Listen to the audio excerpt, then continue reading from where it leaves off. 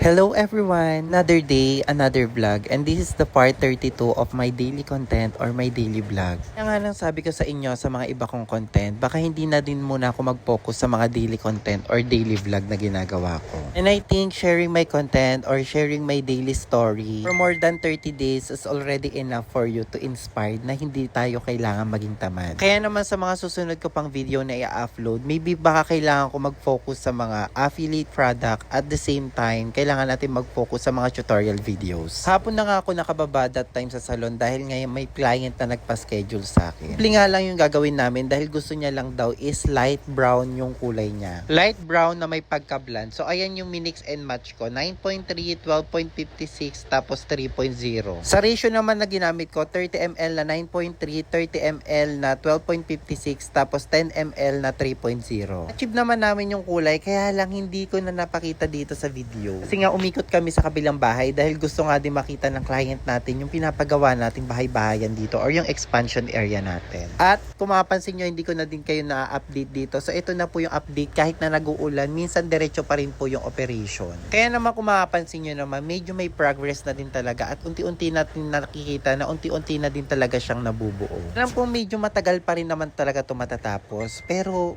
as in para nangangalahati na.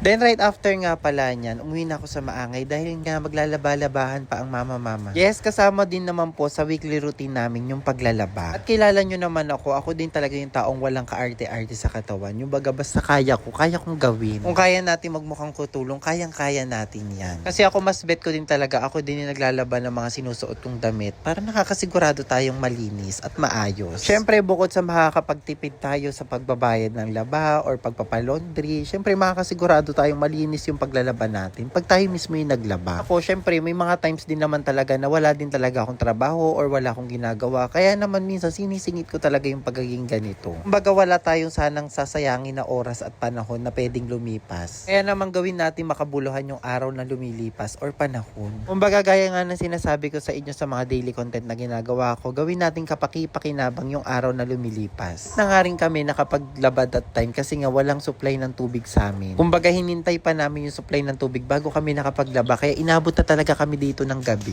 Tsaka yung syempre yung panahon dito ay hindi din talaga nakikisama. As in parang araw-araw na lang talaga, sinunod-sunod na lang talaga yung araw ng pag-ulan. Sa panahon ngayon, ang hirap din talaga magpatuyo ng damit. Lalo na siguro kung wala pa kayong dryer. After nga namin maglaba that time, at dito na kami papunta na kami sa salon dahil nga maghahatid pa tayo ng parcel. At kung mapapansin nyo naman, daily ko din talaga ginagawa yung paghahatid namin ng parcel ng mga pa-order po namin sa aming Black app and Orange app. That time, pagbaba namin sa salon, sobrang lakas ng ulan. Kaya naman mag-iingat tayo sa ulan. Lagi po tayo magsusuot ng raincoat or kapote. Or wag na wag nating papabayaan na mabasa tayo basta-basta ng ulan. Laging ugaliin gumamit ng safety repellent device or material. Kaya naman pagdating namin sa salon, inayos o inorganize ko na kagad yung kailangan namin i-deliver. Kumbaga kahit masama yung panahon, kailangan din talaga natin kumayod. Kailangan din talaga natin trabahuin or may mga responsibilidad tayong kailangan gawin or gampanan. Kaya na lang nitong pagde-deliver ng parcel. Although napakasimpleng bagay yan, pero malaki yung value niyan para sa akin. At hindi na rin pala ako nakapag-film dito yung pagde-deliver namin dahil nagdaan pa kami dito sa Ilocos Empanada dahil fantasy. Ang sarap din kumain ng Ilocos Empanada lalo na sa tag-ulan. Yung tipong sa isang buo mabubusog ka na. Pwede mo na siyang gawing dinner, ganon. Tapos pagdating namin sa salon, eto na yung ginawa ko.